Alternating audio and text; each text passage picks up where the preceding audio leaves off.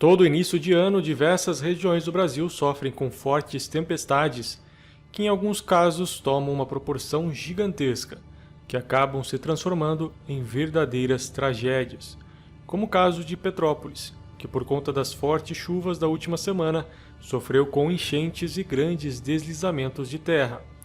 E é justamente esse o tema do vídeo de hoje, por que esses deslizamentos acontecem e como evitá-los, para que no futuro essas tragédias possam ser mitigadas. Eu sou o engenheiro Felipe Rodrigues, especialista em estruturas, e você está no canal da Engenharia.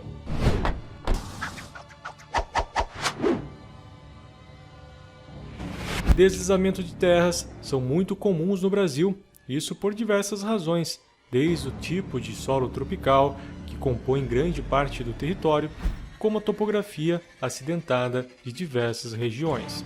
A ocorrência de deslizamentos não necessariamente é causada por uma ação humana, até porque encostas têm um potencial natural de sofrer deslizamento, como foi o caso do Capitólio em Minas Gerais, uma formação natural com quase nenhuma intervenção humana que sofreu com um deslizamento no início do ano. Mas afinal, por que isso acontece?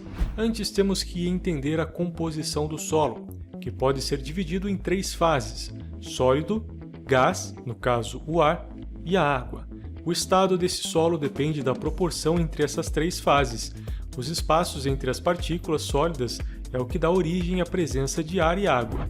Chamado de índice de vazios, esses espaços definem o quão densos esses solos são, pois com menos vazios, menor a possibilidade de infiltração, tanto de ar como de água, como é o caso dos solos argilosos, que são compostos por partículas tão pequenas que quase não permitem a existência de espaços grandes o suficiente para a existência de água e ar.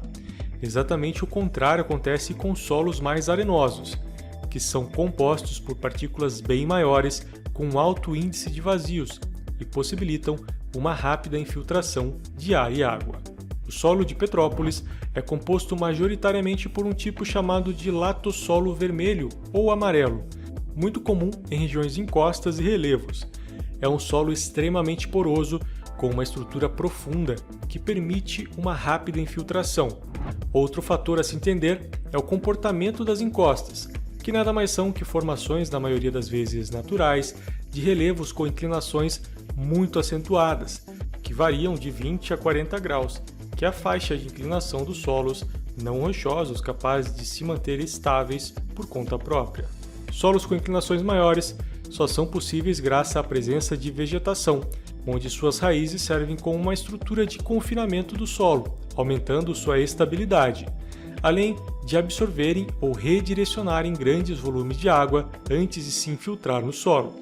Este é justamente o caso de Petrópolis, que tem encostas que chegam a ultrapassar os 70 graus de inclinação e é mantido pela vegetação que cobre a região. Os deslizamentos de Petrópolis ocorreram devido a uma soma de fatores. O principal deles foi a chuva. O volume registrado é o maior do último século, marcando 230 milímetros em pouco mais de 3 horas. Volume superior ao previsto para todo o mês de fevereiro, que já é considerado um mês chuvoso. Todo esse volume de água que teve dificuldade de ser escoado devido à baixa capacidade de drenagem da cidade, passou a infiltrar no solo, que mesmo com uma cobertura vegetal, foi incapaz de resistir ao enorme peso do solo completamente saturado de água, onde uma parcela se desprende e vem abaixo, arrastando tudo o que tinha pela frente. O deslizamento desse vídeo aconteceu neste ponto. Veja a inclinação do terreno e a proximidade das casas, onde muitas foram literalmente construídas sobre a encosta, o que provavelmente teve uma influência direta nessa incapacidade do solo em resistir. Mas afinal, como evitar esse tipo de acontecimento? A resposta para isso é extremamente complexa, até porque, apesar de podermos prever onde e quando essas chuvas vão cair, a intensidade e como a precipitação afeta o ambiente onde cai é muito mais difícil de prever. O que podemos fazer é mitigar os danos causados e diminuir a probabilidade disso acontecer em determinados locais, fazendo coisas como evitar o desmatamento de encostas, permitir o escoamento e infiltração eficiente da água executando canais, galerias, evitando a impermeabilização de grandes áreas. Não plantar árvores pesadas com raízes fracas como bananeiras, mamoeiros e mangueiras, pois além de não ajudar no confinamento do solo, aplicam ainda mais carga, aumentando as chances de deslizamentos.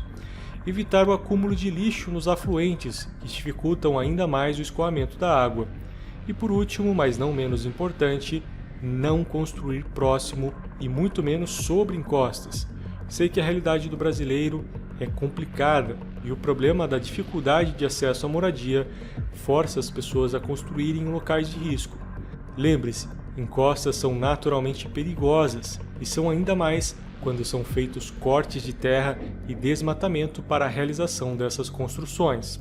Quais os sinais de perigo de um deslizamento? Observe se as árvores estão com uma inclinação fora do comum, se existem rachaduras no solo da encosta e se a água que escorre está mais barrenta que o normal. Isso são fortes indícios que o solo está se deslocando, indicando um iminente deslizamento de terra. Infelizmente, os acontecimentos de Petrópolis vitimaram mais de 100 pessoas, o que mostra o quão devastador um fenômeno como esse pode ser. Toda a equipe do canal da Engenharia se solidariza com os familiares das vítimas e deseja que tudo se estabilize na cidade imperial o mais breve possível. E você também pode ajudar Petrópolis. Deixaremos aí na descrição do vídeo os dados do Centro de Defesa dos Direitos Humanos de Petrópolis.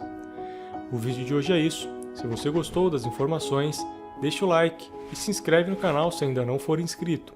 E compartilhe essas informações com mais pessoas. Eu agradeço a sua audiência até aqui e te espero no próximo vídeo. Valeu e até lá!